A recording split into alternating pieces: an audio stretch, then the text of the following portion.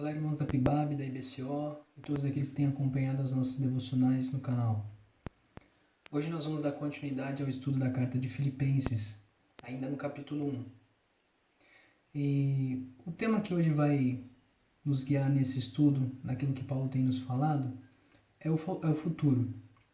Se tem uma coisa que pode nos causar preocupações ou ansiedades e até inseguranças, esse é o futuro.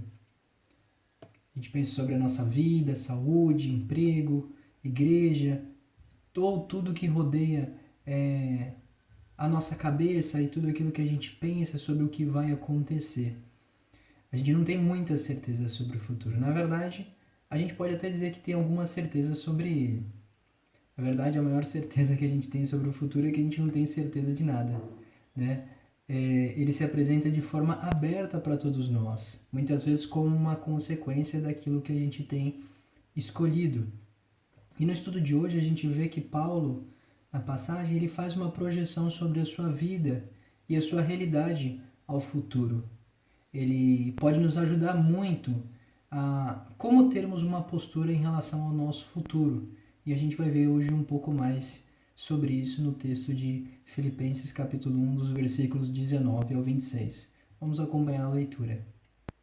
Pois sei que com suas orações e o auxílio do Espírito de Jesus Cristo, isso resultará em minha libertação. Minha grande expectativa e esperança é que eu jamais seja envergonhado, mas que continue a trabalhar corajosamente, como sempre fiz, de modo que Cristo seja honrado por meu intermédio, quer eu viva, quer eu morra. Pois, para mim, o viver é Cristo e o morrer é lucro. Mas se continuar vivo, posso trabalhar e produzir fruto para Cristo. Na verdade, não sei o que escolher. Estou dividido entre os dois desejos. Quero partir e estar com Cristo, o que me seria muitíssimo melhor. Contudo, por causa de vocês, é mais importante que eu continue a viver. Ciente disso, estou certo de que continuarei vivo para ajudar todos vocês a crescer na fé e experimentar a alegria que ela traz. E quando eu voltar, terão ainda mais motivos para se orgulhar em Cristo Jesus, pelo que Ele tem feito por meu intermédio. O mais importante é que vocês vivam em sua comunidade de maneira digna das boas novas de Cristo. Então, quando eu for vê-los novamente, ou mesmo quando ouvir a seu respeito, saberei que estão firmes e unidos em um só espírito e um só propósito, lutando juntos pela fé que é proclamada nas boas novas. Não se deixem intimidar por aqueles que se opõem a vocês. Isso é um sinal de Deus de que eles serão destruídos e vocês serão salvos, pois vocês receberam o privilégio não apenas de crer em Cristo, mas também de sofrer por ele. Bom, no texto que nós lemos, nós podemos identificar 3 posturas com as quais nós devemos encarar o futuro. A primeira postura que nós devemos encarar o futuro é a confiança. Isso a gente encontra lá no versículo 19, que diz o seguinte: Pois sei que, com suas orações e o auxílio do Espírito de Jesus Cristo, isso resultará em minha libertação. Paulo ele estava encarando o futuro com uma certeza no coração dele, de que ele seria liberto daquela situação. Bom, acredito que a maioria de vocês, a maioria de nós sabe que Paulo estava passando por uma situação de prisão. Realmente ele estava preso, estava na cadeia.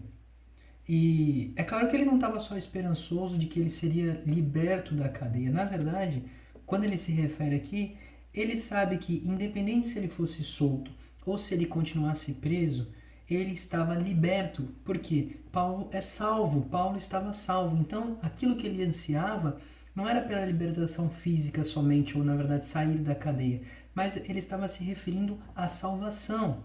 E essa certeza em Paulo foi produzida pela experiência que ele tinha com Deus, pelo relacionamento e confiança, porque ele confiava nas promessas de Deus. Essa palavra empregada aqui, libertação, ela se refere realmente à salvação. O apóstolo Paulo menciona nesse texto 2 motivos que reforçavam essa certeza em seu coração. Do lado humano, nós podemos ver o seguinte: ele contava com as suas orações, ele contava com as orações dos irmãos. E do lado divino, ele contava com o auxílio do Espírito de Jesus Cristo. O apóstolo Paulo, ele tinha certeza que o Espírito do Senhor é o que o mantinha, o sustentaria diante do julgamento. Então, quer ele fosse solto, liberto da prisão, ou quer ele continuasse na prisão, ele estava salvo. E é isso que Paulo ansiava. Então, apesar das circunstâncias que cercavam ou nos cercam no presente, precisamos encarar o futuro com confiança. 3 pontos. O que nos dá confiança é a provisão do Senhor em nosso favor. Segundo, a nossa vida é dirigida e cuidada por Deus, que é sábio, amoroso e todo-poderoso. A gente deve cuidar, irmãos, dos nossos sentimentos. Às vezes não sermos levados pelas emoções, pela situação, pelas circunstâncias. A circunstância está difícil, então eu devo abrir mão, eu devo deixar de fazer.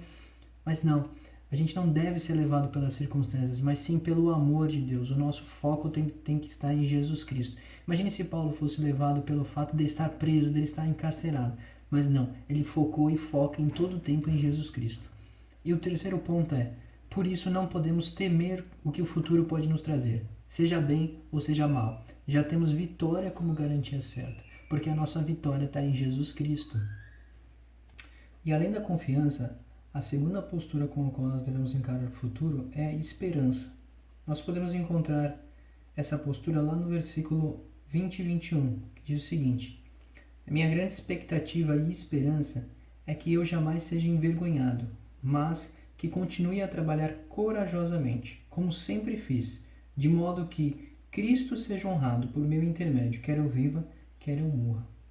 Também notamos que o apóstolo Paulo tinha uma forte esperança em seu coração. Em outras versões diz, segundo a minha ardente expectativa e esperança. Né? Paulo estava ansioso por algo que iria acontecer. A gente sempre tem esperança, a gente espera por algo que a gente ainda não tem. E era isso o que Paulo tinha. E ele precisava ter, porque ele estava preso. Então, essa ardente expectativa de Paulo, ela é focada em 2 fatos. Primeiro, de que ele não seria envergonhado. E o fato aqui, ele não está falando de uma honra pessoal, de que as pessoas que estavam à volta dele não iriam frustrá-lo, mas ele sabia e tinha fé nas promessas de Deus, e ele sabia que Deus não iria falhar. E a segunda expectativa que o apóstolo Paulo nutria acerca do futuro era que Cristo fosse engrandecido através de sua vida. Então a gente vê isso e sempre viu na postura de Paulo. A gente vê através do versículo 21, diz que, pois para mim o viver é Cristo e o morrer é lucro. E a gente também encontra isso em Gálatas 2:20, que diz, fui crucificado com Cristo, assim já não sou eu quem vive, mas Cristo é quem vive em mim. Portanto, vivo neste corpo terreno pela fé no Filho de Deus, que me amou e se entregou por mim. Paulo já não tinha vida para ele mesmo. Assim como nós cristãos, a vida já não é nossa. Nós vivemos para a glória de Deus. Então, o nosso foco de futuro sempre tem que ser a honra de Deus. E era nisso que Paulo estava focado. A gente não pode ficar com o nosso foco, a nossa vida e os nossos pensamentos nas coisas terrenas. O nosso projeto, assim como o de Paulo, tem que ser muito maior. Será que Paulo imaginaria que a vida dele foi usada por Deus e hoje as cartas, tudo o que ele ensinou chegaria até nós e hoje nós podemos conhecer mais a Deus através de tudo que ele passou? Bom, eu não sei, mas o que eu sei é que ele realmente focou em engrandecer a Deus.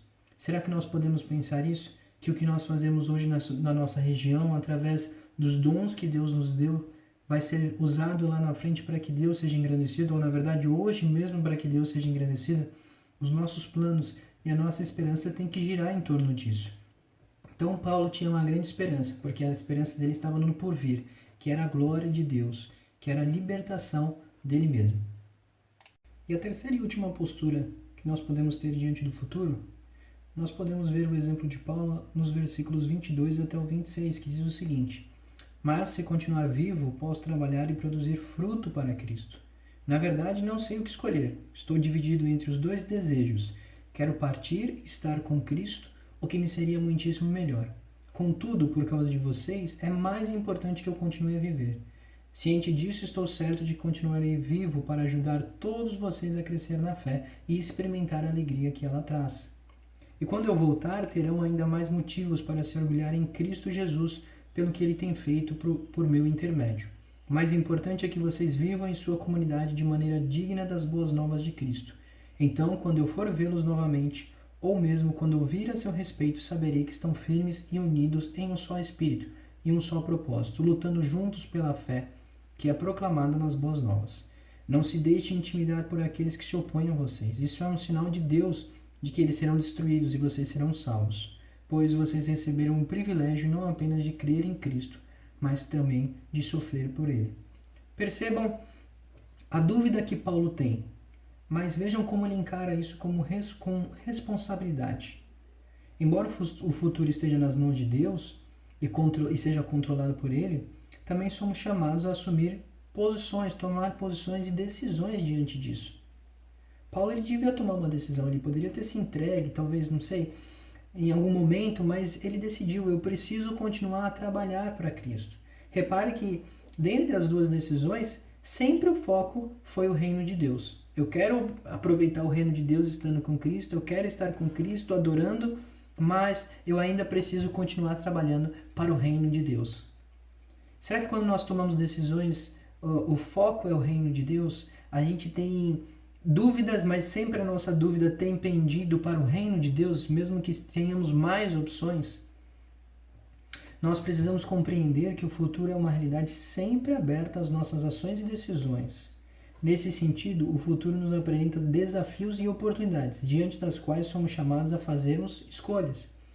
Portanto, somos responsáveis pelas escolhas que tomamos no presente, pois elas determinarão o nosso futuro.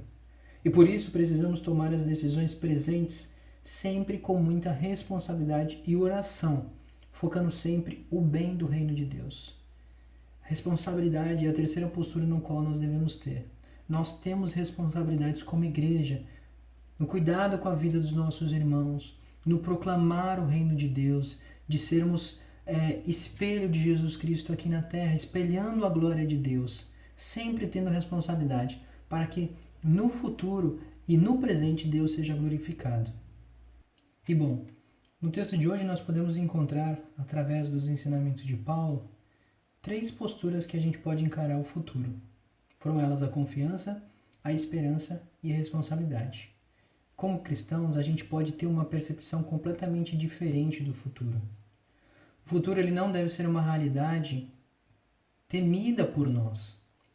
Ela não deve causar angústia, medo e insegurança. A gente deve encarar o futuro com essas 3 posturas, sempre focando no reino de Deus, pensando que se aconteça isso ou aquilo, Deus seja glorificado, Deus seja honrado através da minha vida. Lembrando do cuidado, nós podemos ter a certeza, a confiança de que Deus cuida de nós. Deus nos dá promessas e nós podemos ter a esperança. E assim, devemos viver com responsabilidade hoje, para que Deus seja honrado e glorificado. Bom, irmãos, espero que nessa breve reflexão a gente possa adotar essas posturas, pensar nessas posturas, para que acima de tudo Deus seja glorificado. Até mais.